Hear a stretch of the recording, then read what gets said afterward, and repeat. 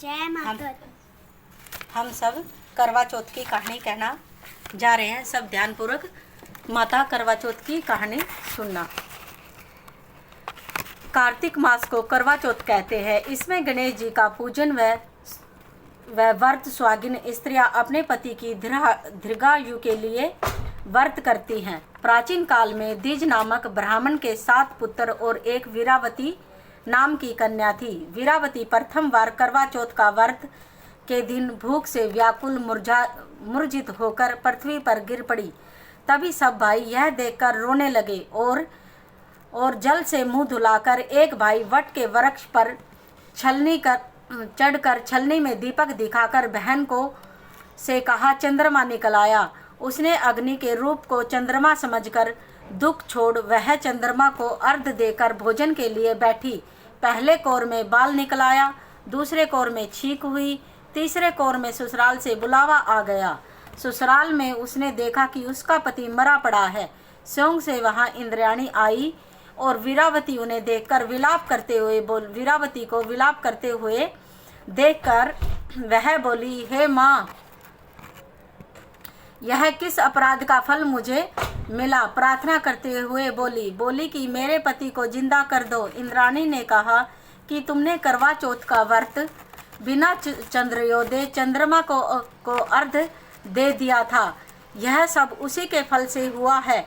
अब तुम 12 माह के चौथ के व्रत व करवा चौथ का व्रत श्रद्धा और भक्ति से विधि पूर्वक करो, तब तुम्हारा पति पुनर्जीवित हो उठेगा। इंद्राणी के वचन सुनकर वीरावती ने विधि पूर्वक 12 माह और चौथ के करवा चौथ व्रत को बड़ी भक्ति और भाव से किया और इन व्रतों के प्रभाव से उनको पति पुण्य देवता समान जीवित हो उठा।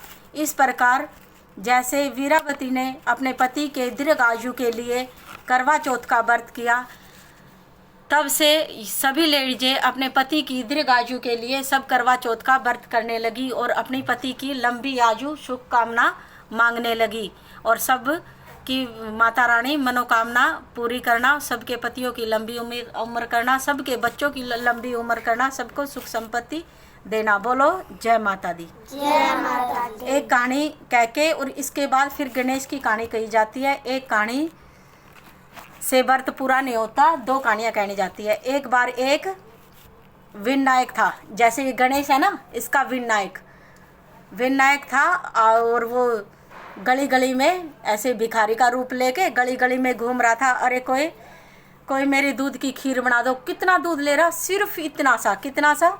सिर्फ इतना सा दूध, एक छोटे से भोलवे में दूध ले रहा और कुछ थोड़े से चावल ले रहा और सबसे बोले कि खीर बना दो, खीर बना दो। सब उस बूढ़े के ऊपर मजाक करे, चल हट बूढ़ा, मजाक कर रहा है, इतने से दूध से कोई खीर बनती है? खीर बनती है? सब उसको ऐसे कह के भगा दे, कितना गंदा सा बूढ़ा है और खीर बनवा रहा है, इतने थोड़े से दूध की कई खीर बनती है, इतने से चावल की। एक बुढ़िया थी गरीब सी, उसका टूटा फूटा घर था। वो बोली, क्या नाम है, क्या हुआ बाबा? बोला कि ये मैंने अपनी इस दूध और चावल की खीर बनवानी है और मेरी कोई खीर नहीं बना के दे रहा, क्या कृपा करके आप मेरे इस थोड़े से दूध और चावल की खीर बना दोगे? बोला ठीक है महाराज जी, मैं आपकी ये मैं कर दूंगी, ये आपकी इच्छा पूरी मैं बना दूंगी, मेरे पास वैसे भी कोई काम नहीं है। तो वो बोले, भगवान पर मैं बनाऊंगी किस में, मेरे पास बर्तन तो नहीं है। तो उसने एक ठेकरा उठाया बड़ा सा, उसमें आग जला के चूल्हे पे उसके ऊपर टेक दिया और वे चावल और दूध डाल दिया। देखती जाती है कि वो ठेकरा भरता गया और वो था बर्तन बड़ा होता गया। वो ऐसे बैठी बैठी देख रही थी, उसको फिर पता चल गया कि ये तो भगवान का चमत्कार है। उसने क्या किया फिर, बोला कि भगवान ये तो बहुत ज़्यादा खीर चावल बन गए, इतनों का क्या करें हम, इनका तो बहुत ज़्यादा खीर बन गई, इतने खीर का तो हम पूरे गांव को खिला सकते हैं। बोले ठीक है, सारे गांव को न्योता दिया। वो भाग के सारे गांव को बुलावा दिया आई और सारे गांव ने खीर खा ली, तब भी खीर ख़त्म नहीं हुई। इतनी खीर थी, क्या था, कितने थे, इतने से चावल और इतना सा दूध, पर वो क्या था, भगवान के थे, चमत्कारी। तो बहुत सारे गांव ने खा लिए, सब ने खा लिए, सारा भंडारा हो गया। वो बोला माता खुश न ले, हाँ क्या नाम है, मैं बहुत खुश हुई आपका ये देख के। सारे गांव ने आज मेरे घर बैठ के खाना खाया, इस बात से मैं बहुत ही ज़्यादा खुशी हूँ। जब गणेश जी जाने लगे तो उनके घर के ऐसे पैर लगाते हुए चल गए। जैसी उनकी झोपड़ी थी ना, गणेश जी ने पैर लगाया तो वो पूरा सोने का बन गया, एकदम सोने का। वो खुश हो गई, सोने के बाल हो गए उसके, अच्छे से जीवन लगी। जो उसके बेटे ने और उसकी बहू ने उसको छोड़ रखा था वो भी उसके आस पास आके रहने लगे। उसका जीवन बहुत मौज से चलने लगा। आड़ पड़ोसी चलने लगे, ये ऐसे कैसे हुआ, ये तो गरीब बूढ़ी थी, इसका घर का महल कैसे बन गया, इसके सोने के बाल कैसे मिल गए, इसके बच्चे और बहू भी इसके पास आ गए, ये तो खुश रहने लगी। उसने पूछा कि ये कैसे हुआ। अगला करवा चौथ आया, एक बुढ़िया लालच में फिर उस महाराज को ढूंढती फिरे। वो महाराज का है, आज मैं पकड़ के उस महाराज को मैं उसकी खीर बना दूंगी, मैं अमीर हो जाऊंगी। जैसे ही महाराज उसको दिखा, अपने घर पकड़ के लेके गई लालच से कि बोली मैं बनाऊंगी मैं बनाऊंगी।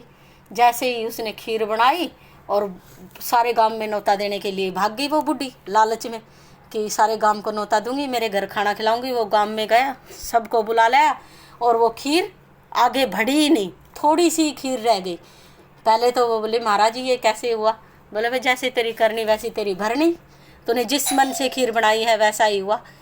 फिर क्या हुआ, जैसे ही वो भगवान गए ना उसके घर से, गणेश उसके ऐसे पैर लगाए ना उसके दरवाजे के, तो वो सारा घर मिट्टी का बन गया और सारे उसके बाल में गोबर लग गया। सोने के जहाँ होने थे गोबर का लग गया। उसने भगवान के पैर पकड़ लिए कि भगवान मुझसे गलती हुई है, मुझे माफ़ करो, मैं कभी लालच नहीं करूँगी, अहंकार नहीं करूँगी, मेरे को माफ़ कर दो। फिर भगवान को दया आ गई, उसको माफ़ कर दिया। सबको जिसे उसको माफ़ किया, प्रभु सबको माफ़ करना कुछ गलती होने से। फिर उसके भी भगवान ने उसके भी घर को अच्छा बना दिया और उसको भी सुख से जीने लगे। इस प्रकार हमारी गणेश जी की भी कहानी पूरी होती है। गणेश जी बहुत ही भोले बाबा है, सबकी मनोकामना पूरी करती है, विनायक है, हमारी भी मनोकामनाएं पूरी करो। बोलो गणपति देवा जय मोरया। मोर।